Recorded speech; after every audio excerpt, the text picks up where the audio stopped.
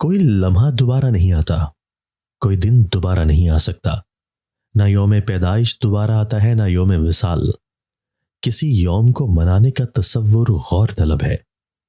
سب سے بڑی خواہش ہر انسان کو خوش کرنے اور اسے متاثر کرنے کی خواہش ہے، اور اس کی سزا یہ ہے کہ انسان متاثر ہوں گے نہ خوش۔ زندگی کے بہتر دور کے بارے میں لوگوں سے پوچھیں تو جواب ملے گا کہ اچھا زمانہ گزر چکا ہے یا ابھی آیا ہی نہیں، حالانکہ اچھا دور وہ ہے جو آج گزر رہا ہے۔ ہمارا مقدر اگر مقرر ہو چکا ہے تو گناہ کیا ہے؟ گناہ مقدر ہوتا تو گناہ کی سزا کبھی نہ ہوتی۔ زمان و مکان سے بے نیاز ہو کر خالق کون و مکان کی تسبیح کرنے والے ہی حقیقی معنوں میں خلافت علیہ کے حقدار کہلا سکتے ہیں۔ تاریخی عمارتوں اور شاہی محلات سے نگینے چرانے والے نہ ویسی عمارتیں بنا سکے نہ ویسے محلات، ستارے آسمانوں پر ہی خوبصورت لگتے ہیں۔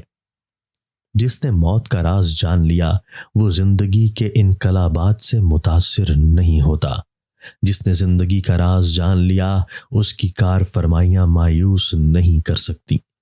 جس نے اپنی حقیقت کو پہچان لیا اسے حقیقت کی سمجھ آ گئی۔ ایسے علم کا کیا فائدہ جو صاحب علم کو سکون نہ دے سکے اور نہ اس کی ضروریات مہیا کر سکے۔ ایسے علم سے نجات کی دعا کرنی چاہیے۔ بادشاہ فقیر کا قرب چاہے تو اس کی خوش نصیبی ہے، فقیر بادشاہ کا تقرب مانگے تو اس کی بد نصیبی۔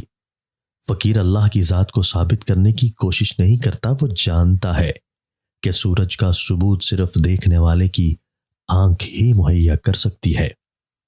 ایک بیج میں کتنا بڑا درخت ہوتا ہے، درخت میں کتنے ہی بیج ہوتے ہیں، گویا ایک بیج میں ان گنت بیج ہیں، اور اسی طرح ایک درخت میں لا تعداد درخت ہیں۔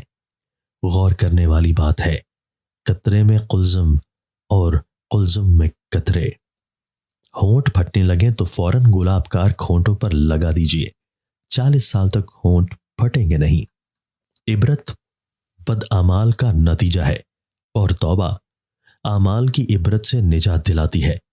لوگ تو ہماری خوشی میں شریک نہیں ہوتے، غم میں کون شریک ہوگا؟ جس کے دل میں روشنی نہ ہو وہ چراغوں کے میلے سے کیا حاصل کرے گا؟